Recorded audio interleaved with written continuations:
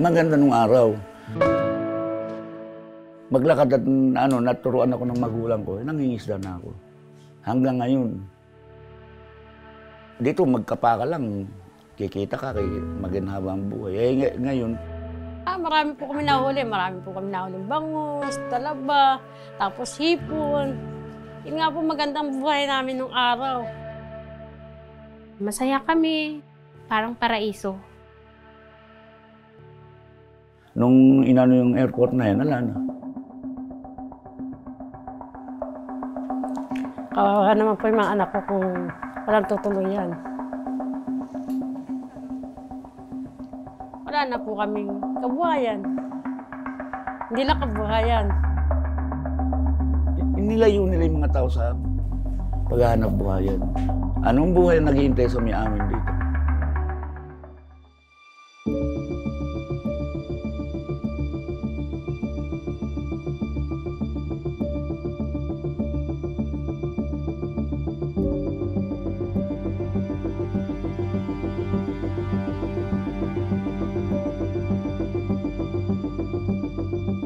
The area in which the Aerotropolis is being built is actually the fishing ground of a lot of different communities that are in the area. They've all been displaced because the dredging operations are happening right there. Ang sabi nga, hindi ba ninyo alam na itong lugar ninyo na ito, gagawin ikang airport ng San Miguel. Nung wala naman pong sa amin na ganito na gigibain yung bahay, wala naman pong ganun. Bukod tangi naman po sa isang bunutan, kami lang po nila ang di binayaran. Kaya yung sinasabi nilang binigay nila sa akin pera ay pambili ng lupa at pampagawa ng bahay. Kahit anong gawing isip ko, parang hindi mangyayari. Pinagputol nila yung mga bakawan na pananggalang ng, lalo nga pag may bagyo, pananggalang sa hangin o sa alon at Kagaya ngayon, nagtatambak dyan sa airport. Agad, basta lumaki tubig lubog pati bahay namin.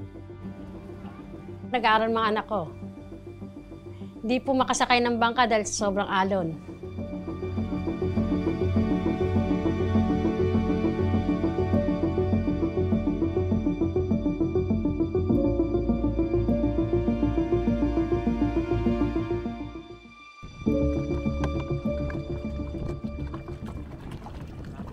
Ngayon, nasira na yung pangisda namin. Babalik pa kaya yung isda dito sa aming pangpang na yan? Hindi na, dahil nuhukay nila. Wala kaming wala talagang nahuli mula nung tinayo ng Sanggilyan. Para kami isang kahit santuka. Ngayon, wala ka nang makita ngayon na isang ibon man doon sa pwesto na yun kasi nga wala na silang tirahan, inalis na. We're centrally located in the East Asian Australasian Flyway. It's one of the last remaining wetlands in the entire Manila Bay. If you alter the environment in this area where they roost and rest during the winter months, then they have no food source. They never considered all these factors, Inalis nila, pati mga hayop na nananahimik at na mga mitirahan, inalisan nila. Para kami alamang na tinatapak-tapakan niya lang. Pagkatapos tatapon mo na.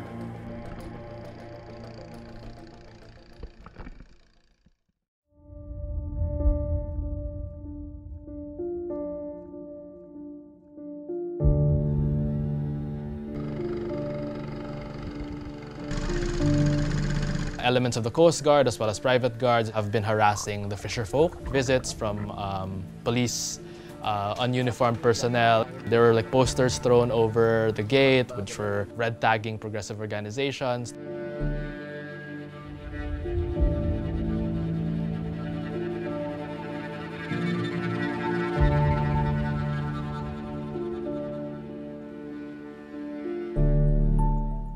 Mga naka-uniform po.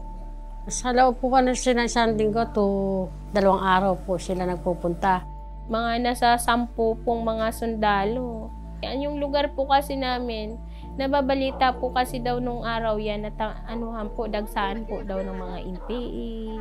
Dumating na po ngayong punto na sinasabi nila na yung mga tumutulong sa amin ay miyembro ng mga NPA. Tapos wag na kaming magpapasok. We're going up against, government interests. We're going up against San Miguel Corporation, a gigantic corporation with lots of resources. And it's very clear that state forces like the police, the military are actually being employed to protect those kinds of interests at the expense of the people. And that's really something that is part and parcel of the environmental struggle here in the Philippines. Pinaglalabang ko kasi alam baka ko ninyo, dito na namatay ang mga magulang ko, dito na ako lumaki, dito na ako nagkaasawa, dito ko na pinanganak na lahat ang anak ko, dito sa rugal ko na ito kinuha ang pinagpaaral hanggang sa ngayon kako. 52 years na ako nakatira rito. Kaya kami na lang na mamamayan na mahirap nagtutulong-tulong. Nagkakaisa-isa kami. Kaya ako po hinahabol. This is really condensing into a movement. People from the European Union or the Netherlands can also contribute to the struggle when it comes to making sure that their government does its part in its due diligence, ensuring Boscalis is held accountable. Binibigyan niyo kami ng pag-asa na ganito nga, ma-interview kami. Humuhugot kami ng lakas dito sa mga tumutulong sa amin.